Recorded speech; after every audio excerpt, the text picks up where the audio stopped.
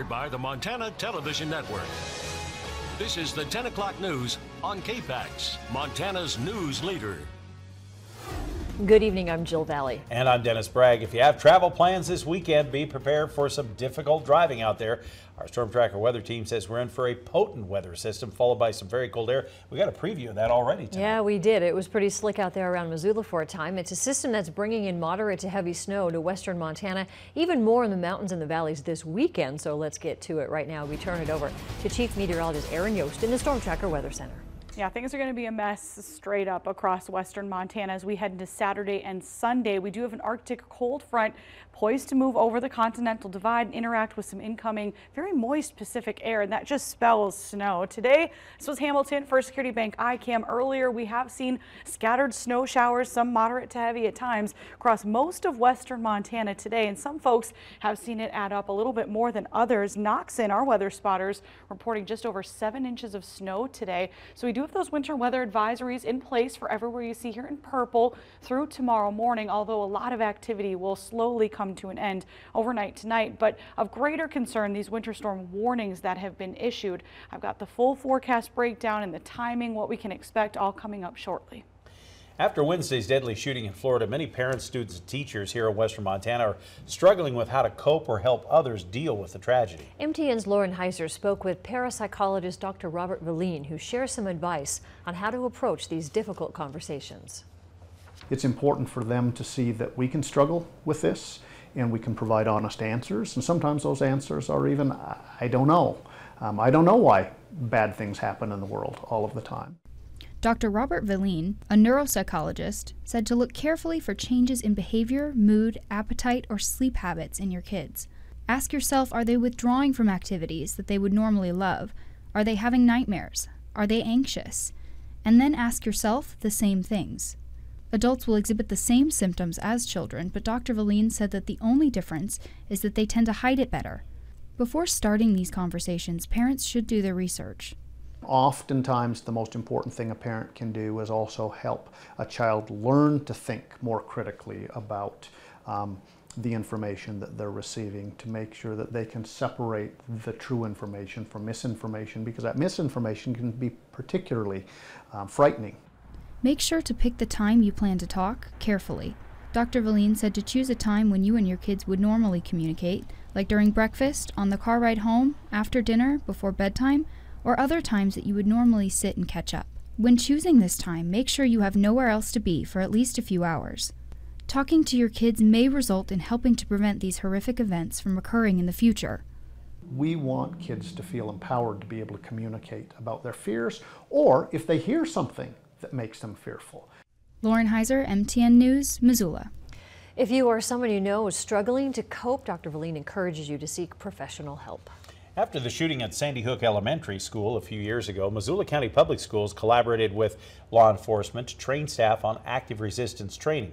Now, in the wake of this week's high school shooting in Florida, there is going to be further analysis of those local procedures. Missoula Police, Sheriffs, and University of Montana Police have worked with an outside company that specializes in active shooter drills to develop a training program specifically for schools. The head of MCPS Operations and Maintenance says they are forming a committee now, though, to look at modifying those safety procedures. We're putting the committee together currently, where we'll have teachers, administrators, and a group of people kind of come together who have been trained and certified in this training and see what it looks like and how we can put it out there, because it is very different, very unique from a traditional lockdown drill. For more on the Missoula County Public School safety protocols, if you want to review those, go to our website at kpax.com. Salute the Badge is sponsored by Montana Rail Link, supporting the Main Street of Montana for 30 years. Officer Shay Hollis may not have a long career in the Missoula Police Department just yet, but her family history and connection to the community should give her a good chance at being a memorable figure in the force for years to come. MTN's Connor McCauley introduces us to Hollis and her friend Braden in this week's Salute the Badge. Shay Hollis may be a newcomer to the Missoula Police Department, but her whole life has revolved around law enforcement. My dad was an officer, and his dad was an officer, and his brother as well, and my sister's husband, my brother-in-law, he's an officer here as well. Shay and her family hail from Great Falls. That's where she attended high school and then attended college at the University of Providence, where she received her Master's of Science in Organizational Management. Hollis used her master's degree for social work, where she developed a love for helping children. Now as an officer, she spends her time at Charlo Elementary with second grader Braden Butler. With Braden, we met his social worker, obviously, while I was social working. We were co-workers at the time. I talked to his social worker. I said, hey, can we meet this kid? And ever since then, we've been just buds. We get to hang out once a week. We do outings together. It's a good time. Braden enjoys their time together too, especially spending time with animals. We went to the Humane Society, which I've liked a lot, and we might sign up for being a volunteer. They also spent time together over the holiday season, which Hollis said helped get her into the Christmas spirit. We got to do things like we baked cookies, we decorated Christmas cookies, we did gingerbread houses, so it got us into the seasonal spirit a little bit more as well. Braden and Shay also worked together on Braden's Valentine's Day project. Oh, no, it's like it's a box, and I put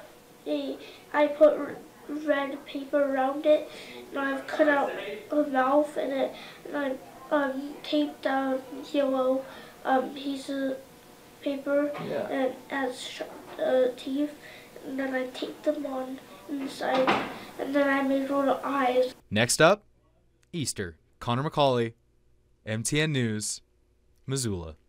Shay says she's amazed at how quick Braden is and his attention to detail.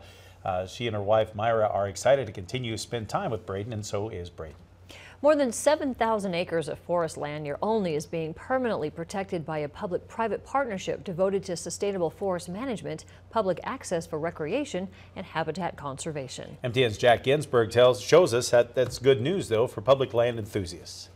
The Trust for Public Land, in partnership with the Montana Department of Fish, Wildlife, and Parks and the Montana Department of Natural Resources and Conservation, has been working together for years to acquire this land and a conservation easement that will permanently protect it.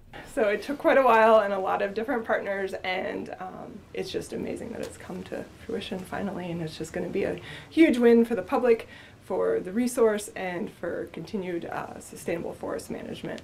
The Trust for Public Land purchased the property from Weyerhaeuser, and FWP purchased the conservation easement.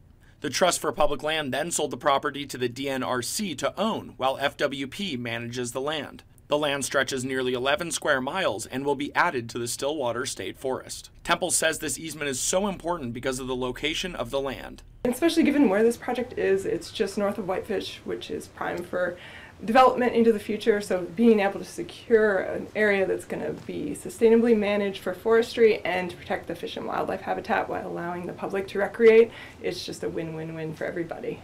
I'm here at the southwest corner of the newly purchased 7,000 acres of land. Now, it doesn't just stop here. The newly purchased land is just the first half of the two-part Whitefish Lake watershed project. When the project reaches completion, their goal is to have a total of over 13,000 acres of land protected from development and available for the public to recreate on. Kristen Kovalik, a conservation project manager for the Trust for Public Lands, says they were able to attain this land thanks to the numerous amounts of funding from private and public entities. I think that is becoming the new norm as we just see a drop in our land and water conservation funding nationally. We're seeing a greater need to bring various sources of private and public money to these larger projects. Kovalik says the group aims to finish the second half of the project by the end of 2018. Jack Ginsburg, MTN News, Kalispell. She won't be over to shovel your driveway, but Erin does have details on the incoming snow for the weekend. And we are going to check out an exciting sport that's emerging in Missoula. It's sled hockey. What exactly is it? We'll explain in a few minutes here on MTN.